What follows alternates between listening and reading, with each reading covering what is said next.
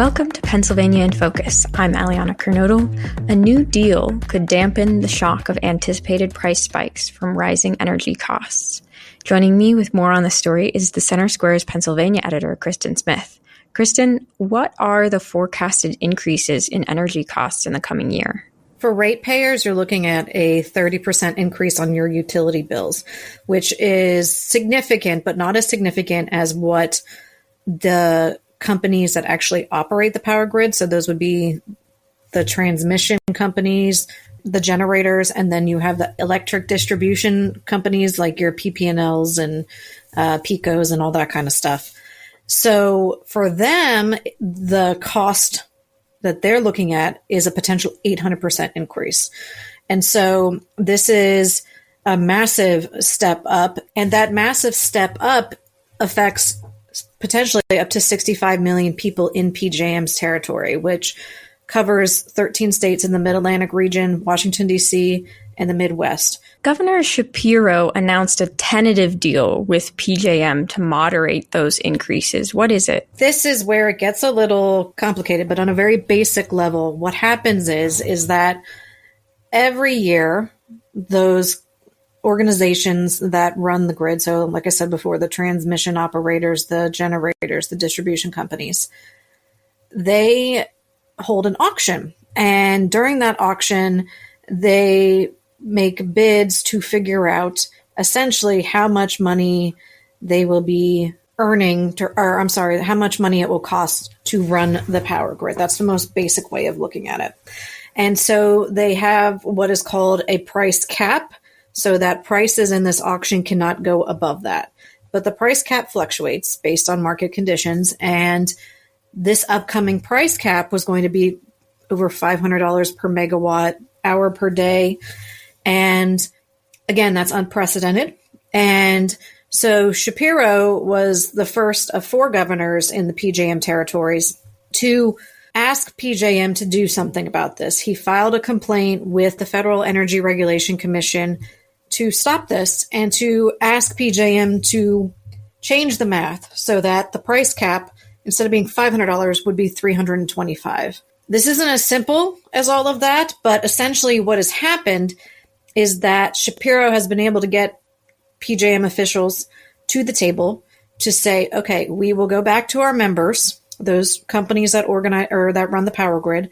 We will go back to them and ask them if they're okay with this. And if they are, then we will go to the federal regulators and we will ask them for this temporary price cap so that we prevent these spikes that are anticipated to come in the coming delivery year, which is 25 into 26. So again, tentative. It has to go through these steps. There's a lot of hope and optimism here, especially from the Shapiro administration. But it's also just one of several changes that needs to happen in the coming years before we kind of find ourselves right back where we're started. What other changes is PJM facing in the coming year? It's important to understand about PJM that they don't set policy.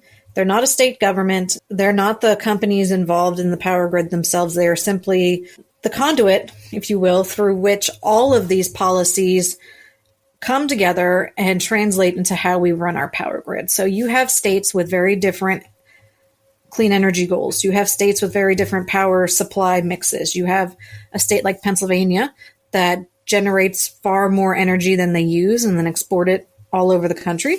You have other states, particularly in the DC metro area, that consume a lot of energy. And so they have a lot of issues with higher prices, energy congestion, because they have to draw on a lot of power in the more western part of the grid to supply that larger population down there. And so there's a lot of technical factors here. At the same time, most of the new energy projects in the pipeline are renewable energies resources. So solar farms, wind farms, those types of clean energy pursuits that a lot of states are really incentivizing, as is the federal government. But because the queue to get these projects through permitting and approval processes is very long and is temporarily paused because of how long it is, we are in a situation where the reliability of the grid, as they refer to it, which just means the ability for us to constantly have a source of power 24/7, that is in jeopardy because at the same time that we're waiting to build these new renewable resources, we have coal plants and other older legacy generators going offline. And you have gas plants that are trying to fill the gap, but you also have nuclear plants that have been closed and are trying to start back up. So we're in this reliability quagmire. Some might even call it a crisis, where we have to put more demand on the existing fossil fuel plants for the most part that we have, that it's more expensive for them to operate because they're working with regulations that make it harder for them to operate. But they have to fill the gap until we get some of these renewable resources up and running. So Shapiro and others, and PJM itself, wants to be able to reopen that queue so that we can get these projects through and get more of them online, although that's a multi-year process. And there's some other mathematical changes that they want to make. And so this is something that is not going to happen overnight. It's not just a matter of, let's come together for a deal like this price cap situation. Not only do they have to fix this math for this upcoming auction, they have to find a way to sustain these more reasonable prices until we can get our energy mix to a more reliable place. Well, Kristen, thank you for your insights on this story. Listeners can keep up with this story and more at thecentersquare.com.